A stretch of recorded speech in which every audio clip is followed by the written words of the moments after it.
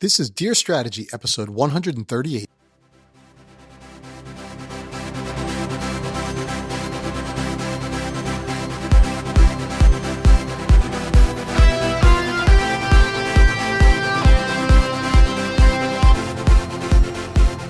Welcome to another episode of Dear Strategy, where we answer all of your questions about product, business, and personal strategy. I'm your host, Bob Caparelli. This is episode 138, recorded in January of 2024. Welcome back, strategy creators, to another great episode. As promised in the last episode, last two episodes, I did some rants, which I like to do every once in a while, but I promised that I would break that up with a strategy lesson, which I also like to do. So that's what I'm going to do on today's show. So what are we going to talk about on today's episode? I want to introduce you to some concepts that I have been working on around the topic of voice of customer. It's really interesting because, of course, what I specialize in is product and business strategy, right? And so there's many books and processes and frameworks and so forth that help to guide that type of a process.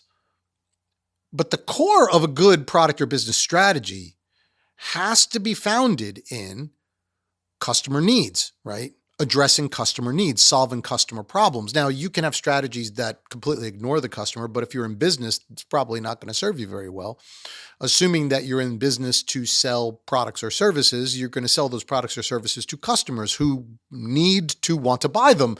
And so the only way that you're going to develop products or services that customers want to buy is to understand what is ailing them, right? What pain points do they have? What do they need? What do you need to solve for? And the only way you're going to be able to do that is by talking to them, observing them, getting their voice. And so if this is the foundation, it's amazing that there's hundreds and hundreds of books on the subject of strategy, and yet relatively few on the subject of actually gathering customer insights and getting voice of the customer. It's really interesting. So when I was developing my class around voice of the customer, because it's something that a lot of customers want, a lot of my customers want, my clients want, they want classes on how to go out and get voice of the customer.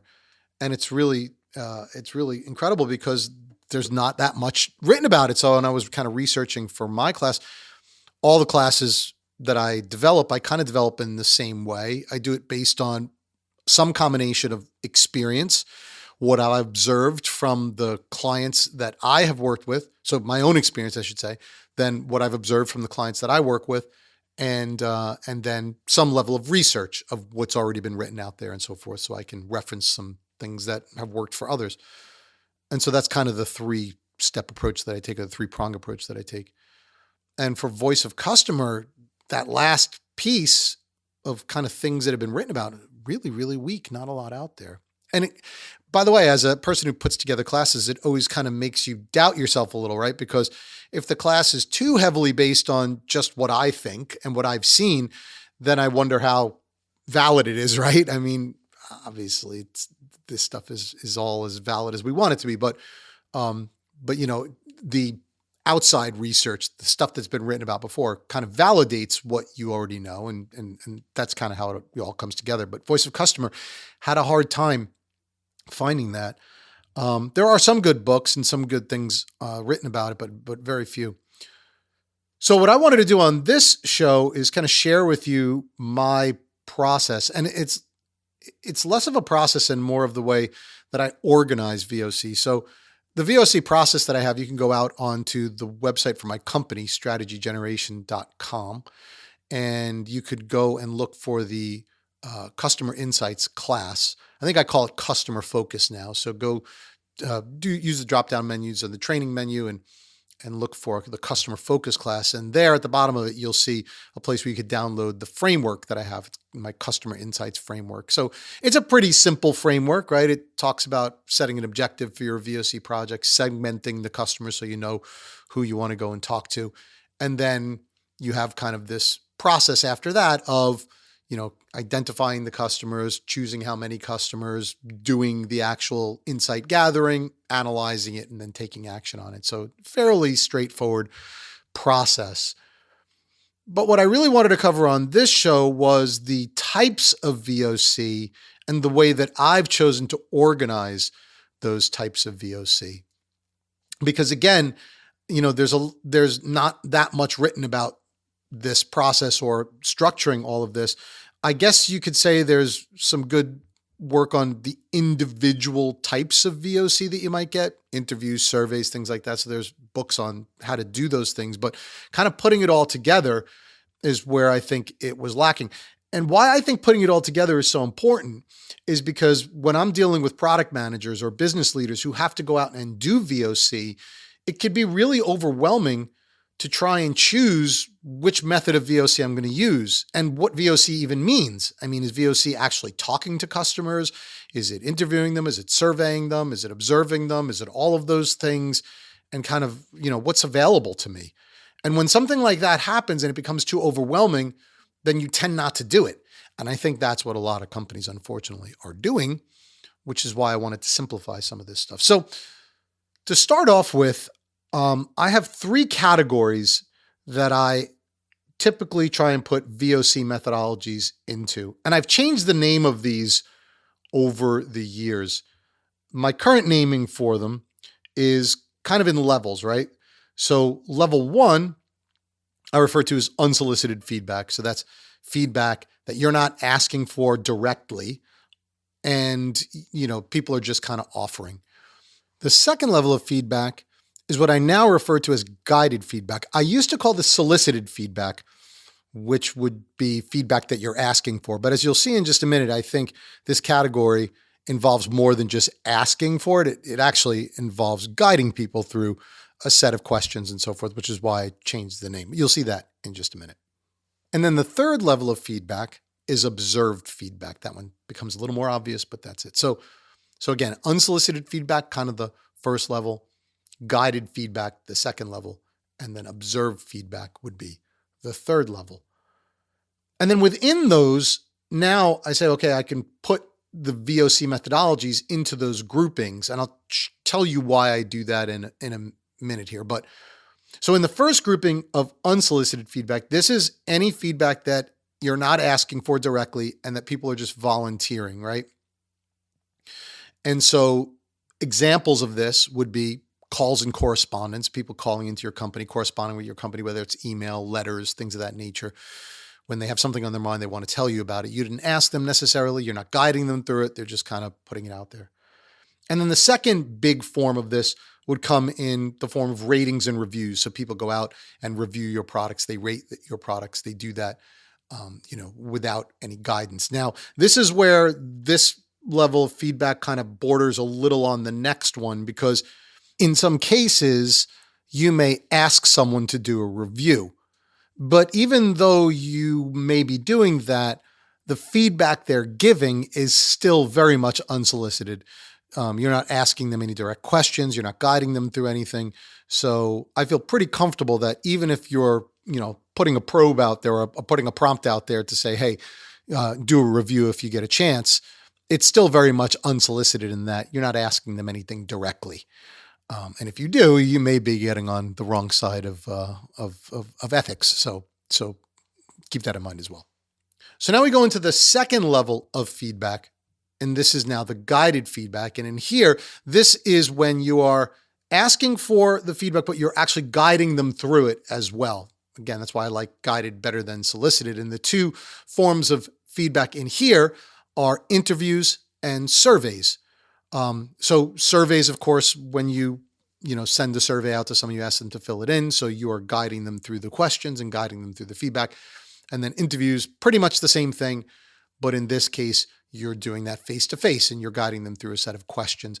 The difference between them, by the way, is that with interviews, you can kind of go off the rail a little bit, right? And kind of probe into certain areas that they're offering feedback you want to learn more about. And you could do that on site. You could also gauge their reactions a little bit better, right? So all of that, I think, makes it a little different than a survey.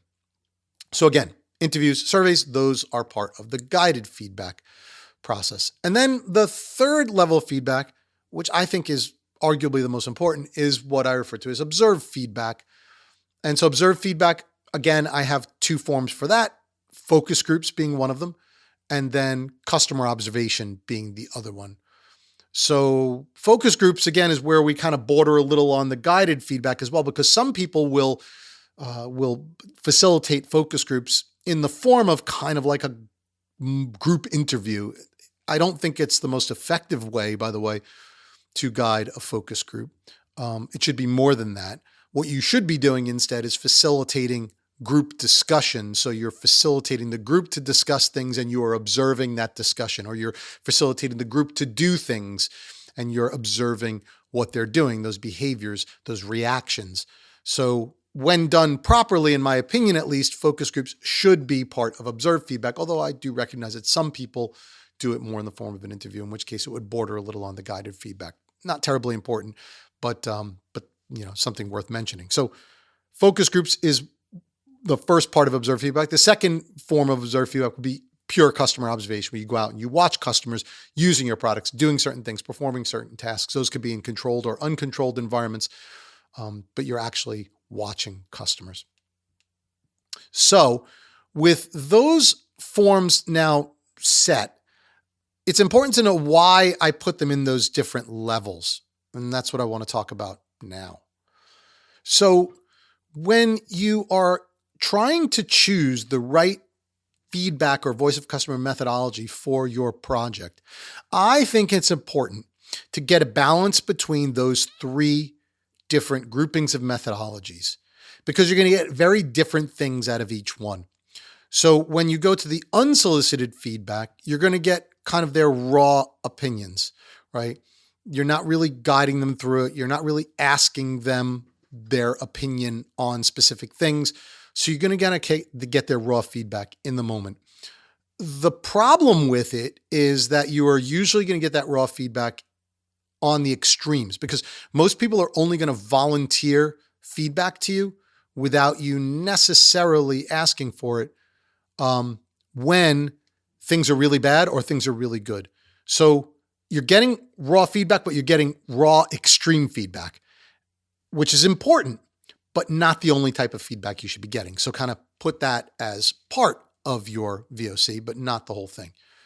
The second level, which is the guided feedback, this is your opportunity to ask them about specific things. So now you're going to get more information than you would if you just relied on the first level, because you can probe into certain specific areas that you're interested in. The problem with that level is that because you're the one doing the probing, either directly or indirectly, right, either through a survey or through an interview, you might not get as honest of feedback as you would in the first category, right? Because they know that they're being watched. And so because they know they're being watched and they're talking to you directly in some cases, they may not be quite as honest. Humans want to tell other people what they want to hear, and that's kind of what you get in this guided feedback methodology. So then the third level, observed feedback, in this one, this is where you uncover, yes, raw information, but raw information that's not on the extremes.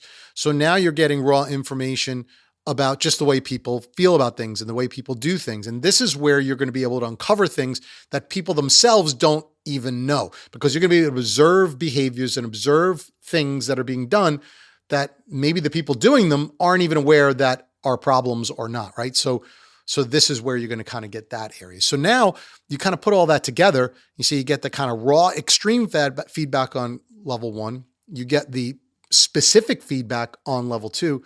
And you get the feedback that customers don't even know they're giving on level 3. And when you put all that together, that becomes a really powerful voice of customer project.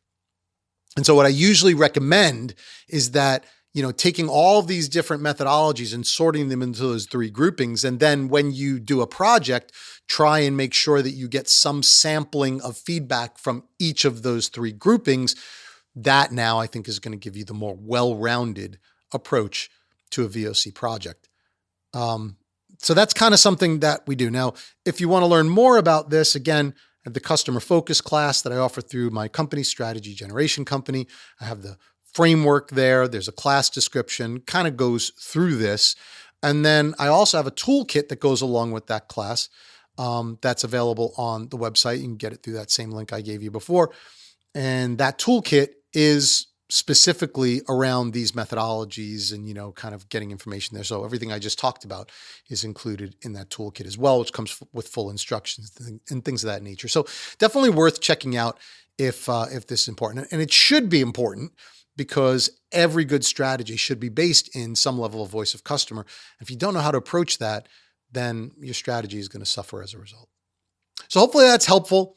While you're going through all the things that I've asked you to mull over today or look at today, don't forget to make time for the plan. And we'll see you back here on another episode of Dear Strategy. Thanks for joining.